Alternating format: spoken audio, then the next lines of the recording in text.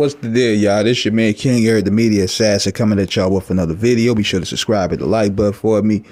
So apparently John Cena, he was on this podcast with Cody Rhodes, and I will say this is probably one of the most boring, PC, safest, politically correct interview that I've ever seen. I didn't even watch it all, but I went ahead and caught some highlights of it.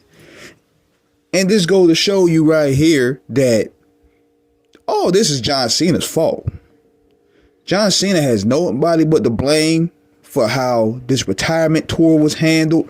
John Cena had nobody but himself but to blame based off of how he was booked. And that's because, number one, he played a good soldier. He plays a good soldier. He's a good company boy. Even if it don't make sense, he doesn't say anything. He just goes with it. And I'm sitting here thinking, the way this thing was handled, like, dude, this is your retirement tour. This is your moment. You mean to tell me that you're not going to curate it any way, shape, or fashion? Even if the heel turn don't make sense, why didn't you call the audible and be like, no, it don't make sense at all? Because Stone Cold would have, Shawn Michaels would have, Bret Hart would have, Hogan would have. If it don't make sense, why do it?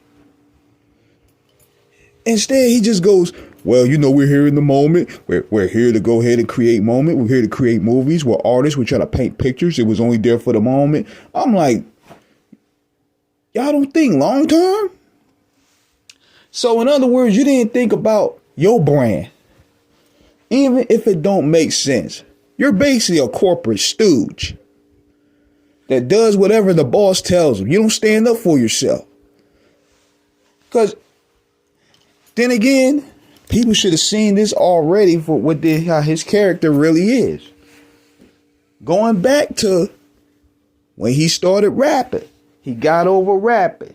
Before he won the title, what was he doing? He was battle rapping. He was mimicking. He was doing his best Eminem impersonation. He was rapping every single week. And then, soon as he won the title, slowly but surely, the hip hop side started leaving him.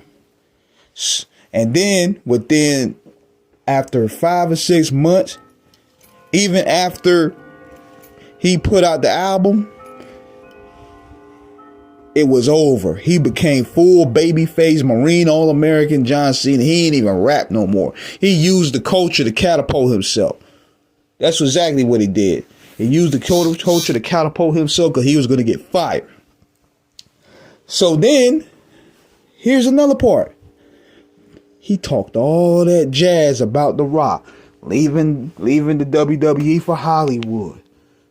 He ragdogged The Rock for years. Talk about, you ain't in the WWE, you in Hollywood. But look what you doing now. Years later, doing the same thing. Then, here's what got me. You even got at The Rock for dressing drag, for being a tooth fairy. But look what you doing now for Hollywood. This dude is a bona fide hypocrite. And then in knowing even your brand, it's go beyond wrestling. You made your form of never giving up a lifestyle. When you going over there, you visiting all them Make-A-Wish kids, you probably the only wrestler that made the most visits. What are they going to think? What are they going to think seeing that you inspired them, you giving up? You basically telling them, we all got to give up sometime. You put yourself in that position as a role model. You didn't have to do that. You put yourself in that. According to the Ruthless Aggression documentary, you went to Vince McMahon and wanted to cater to the PG audience. You did all this. You signed up for this. And the least you could have done was get a proper send-off. Give a Kobe style speech. You mean to tell me you had no input? You just play the game. And that's exactly why Vince McMahon liked him in a way, because he would just do as told. Good old boy. That's why the WWE liked him. But you will understand, based off your Hall of Fame legacy, according to how they booked you, you should care better about your brand. But see, it's also about the bottom line. He didn't care. You know what he cared about? He cared about how much of that merch he was making. He sold a shit ton of merch. They sold a shit ton of merchandise. So at the end of the day, money is the bottom line. He don't care about y'all. All these people over here crying over that dude.